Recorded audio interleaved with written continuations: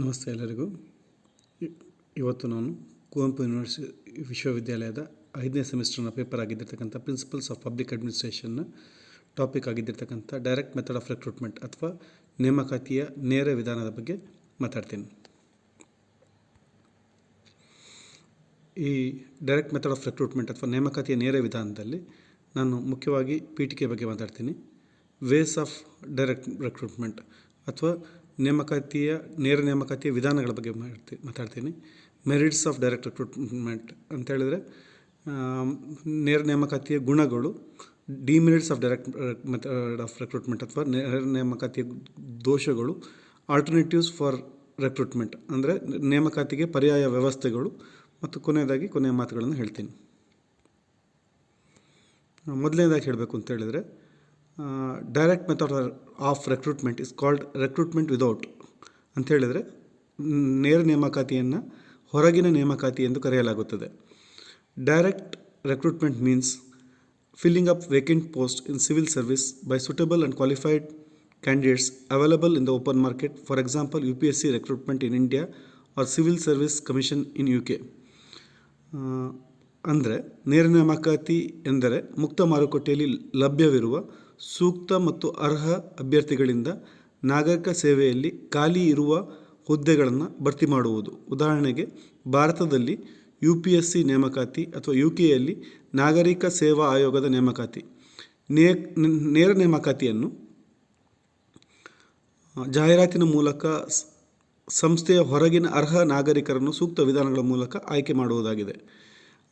Ways of direct recruitment ಅಂದರೆ ನೇರ ನೇಮಕಾತಿ ಯಾವ ಬಗೆಯಲ್ಲಿ ಆಗುತ್ತೆ ಅಂತ ಹೇಳಿ, ಕಾಲೇಜ್ ರಿಕ್ರೂಟ್ಮೆಂಟ್ ಅಥವಾ ಕ್ಯಾಂಪಸ್ ನೇಮಕಾತಿ ಏಜೆನ್ಸಿಗಳು ಅಥವಾ ರಿಕ್ರೂಟಿಂಗ್ ಏಜೆನ್ಸೀಸ್, ಎಂಪ್ಲಾಯ್ಮೆಂಟ್ ಏಜೆನ್ಸೀಸ್ ಉದ್ಯೋಗ ಸಂಸ್ಥೆಗಳು, ಕಾರ್ಮಿಕ ಸಂಘಗಳು ಅಥವಾ labour unions, executive search firms ಅಥವಾ ಕಾರ್ಯನಿರ್ವಾಹಕ ಹುಡುಕಾಟ ಸಂಸ್ಥೆಗಳು, ವೃತ್ತಿಪರ ಸಂಘಗಳು ಅಥವಾ ಪ್ರೊಫೆಷನಲ್ ಅಸೋಸಿಯೇಷನ್ಸ್, ಇಂಟರ್ನೆಟ್ ನೇಮಕಾತಿಗಳು ಅಥವಾ ಇಂಟರ್ನೆಟ್ ರಿಕ್ರೂಟ್ಮೆಂಟ್, ಮಾಧ್ಯಮ ಮೂಲಗಳು, ಮೀಡಿಯಾ ಸೋರ್ಸಸ್, ಮತ್ತು ಕೊನೆಯದಾಗಿ ಸ್ಪರ್ಧಿಗಳು ಮತ್ತು ಇತರ ಸಂಸ್ಥೆಗಳು. ಇದರ ಮೂಲಕ ನೇರ ನೇಮಕಾತಿ ಅನ್ನುವಂಥದ್ದು ಆಗ್ತದೆ. ಇದರ ಗುಣಗಳು, ನೇರ ನೇಮಕಾತಿಯ ಗುಣಗಳ ಬಗ್ಗೆ ಹೇಳೋದು. ಮೆರಿಟ್ಸ್ ಆಫ್ ಡೈರೆಕ್ಟ್ ರಿಕ್ರೂಟ್ಮೆಂಟ್ ಸಂಸ್ಥೆಯಲ್ಲಿ ಹೊಸ ರಕ್ತದ ಹರಿವನ್ನು ಪ್ರೋತ್ಸಾಹಿಸ್ತದೆ, encourages flow of new blood in to the organisation. ಎರಡನೇದು, the organisations becomes full with innovations, new ideas, excellence and expertise. ಆವಿಷ್ಕಾರಗಳು, ಹೊಸ ಆಲೋಚನೆಗಳು, ಉತ್ಕೃಷ್ಟತೆ ಮತ್ತು ಪರಿಣಿತಿಯೊಂದಿಗೆ ಸಂಸ್ಥೆ ತುಂಬುತ್ತದೆ.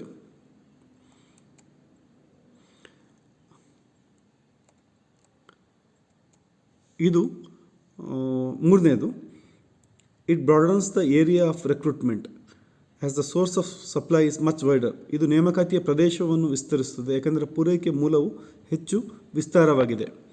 ನಾಲ್ಕನೇದು, ಈ ನೇಮಕಾತಿಯಲ್ಲಿ ಸೇವೆಯಲ್ಲಿರುವವರು ಮತ್ತು ಸಾಮಾನ್ಯ ಅಭ್ಯರ್ಥಿಯಿಂದ ಪ್ರತ್ಯೇಕಿಸಿದ ಕಾರಣ ಇದು ಎಲ್ಲರಿಗೂ ಸಮಾನ ಅವಕಾಶಗಳನ್ನು ಒದಗಿಸುತ್ತದೆ. It provides equal opportunities as it does not separate recruitment into in service and general recruitees. Next ಇಂದು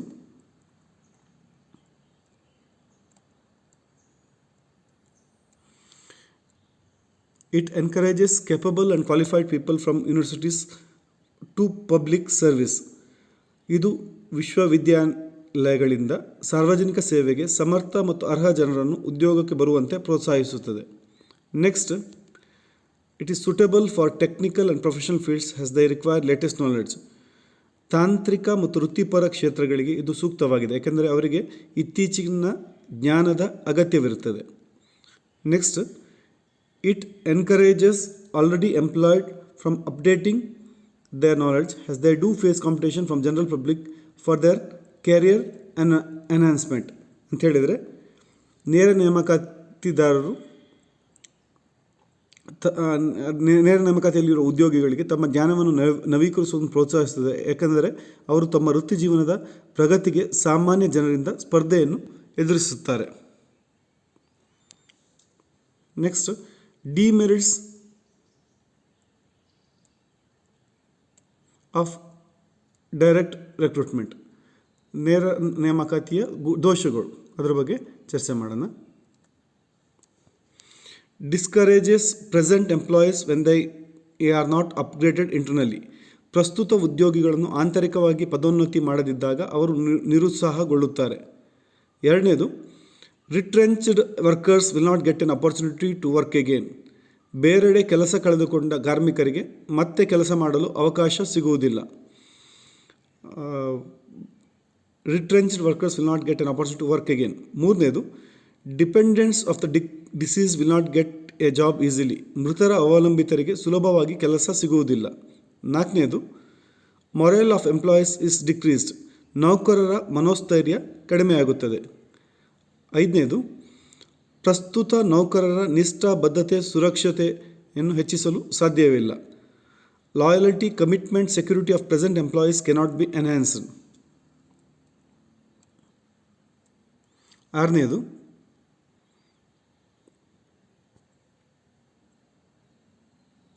ನೇಮಕಾತಿ, ತರಬೇತಿ, ಇಂಡಕ್ಷನ್, ಓರಿಯೆಂಟೇಷನ್ ಇತ್ಯಾದಿಗಳಿಗೆ ಹೆಚ್ಚು ವೆಚ್ಚವಾಗುತ್ತದೆ. Cost of recruitment, training, induction, orientation etcetera is increased. Next, ಕಾರ್ಮಿಕ ಸಂಘಗಳು ಆಯ್ಕೆ ಪಾರದರ್ಶಕತೆಯ ಮೇಲೆ ಪ್ರಭಾವ ಬೀರುತ್ತದೆ. Trade unions can influence selection transparency. Next, it disrupts the continuation of administrative experience. ಇದು ಆಡಳಿತಾತ್ಮಕ ಅನುಭವದ ಮುಂದುವರಿಕೆಗೆ ಅಡ್ಡಿಪಡಿಸುತ್ತದೆ. ನೆಕ್ಸ್ಟ್, ಒಂಬತ್ತನೇದು, ಇದು ಲಕ್ಷಾಂತರ ಅರ್ಜಿಗಳನ್ನು ನಿರ್ವಹಿಸಬೇಕಾದ ನೇಮಕಾತಿ ಏಜೆನ್ಸಿಗಳ ಮೇಲೆ ಹೊರೆ ಹೆಚ್ಚಿಸುತ್ತದೆ. It increases the burden on recruitment agencies which have to handle lakhs of application.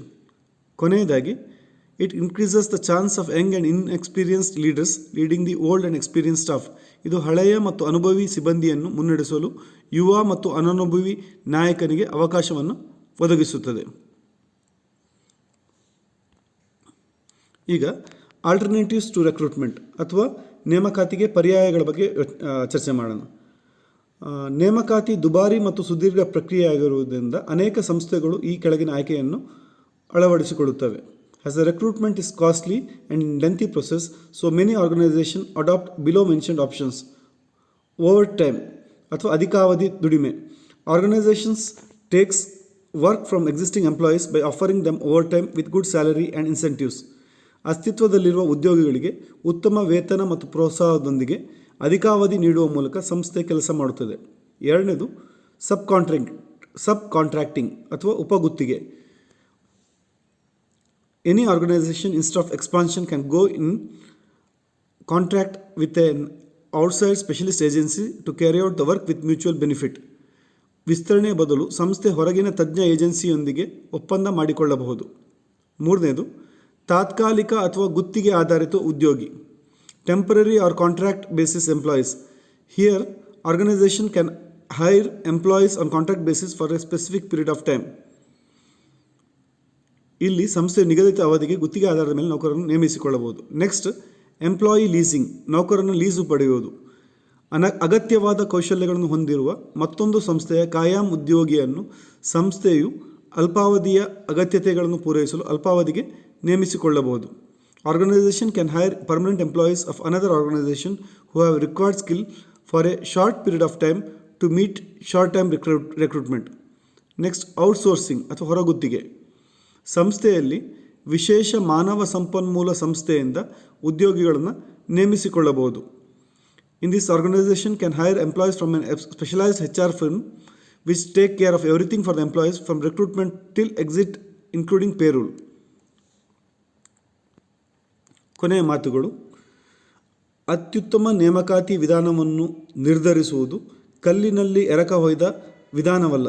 There is no stone cast method to decide best recruitment method. ಎಲ್ಲ ಸಂಸ್ಥೆ ನೇಮಕಾತಿಗಾಗಿ ಎರಡೂ ವಿಧಾನಗಳ ಸಂಯೋಜನೆಯನ್ನು ಬಳಸುತ್ತವೆ.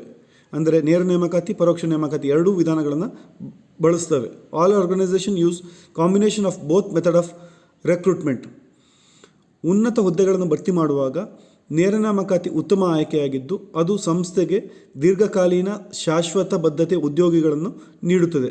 ಉದ್ಯೋಗದಾತನು ಹೆಚ್ಚು ಸಂಕೀರ್ಣವಾದ ಅಥವಾ ತಾಂತ್ರಿಕ ಕೌಶಲ್ಯದ ಅವಶ್ಯಕತೆಗಳನ್ನು ಹೊಂದಿರುವ ಸ್ಥಾಪಿತ ಸ್ಥಾನವನ್ನು ತುಂಬಬೇಕಾದಾಗಲೂ ಅದು ನಿಜ. ಆದಾಗ್ಯೂ ನೇಮಕಾತಿ ವಿಧಾನಕ್ಕಿಂತ ಹೆಚ್ಚಾಗಿ ನೇಮಕಾತಿಯಲ್ಲಿನ ಪಾರದರ್ಶಕತೆ ಸಂಸ್ಥೆಯ ಬೆಳವಣಿಗೆಗೆ ಕಾರಣವಾಗ್ತದೆ. More than the method of recruitment, it is the transparency accompanied in the recruitment which counts. ಇಷ್ಟು ಹೊತ್ತು ಈ ವಿಡಿಯೋವನ್ನು ನೋಡಿದ ಎಲ್ರಿಗೂ ಕೂಡ ಧನ್ಯವಾದಗಳು. Thank you.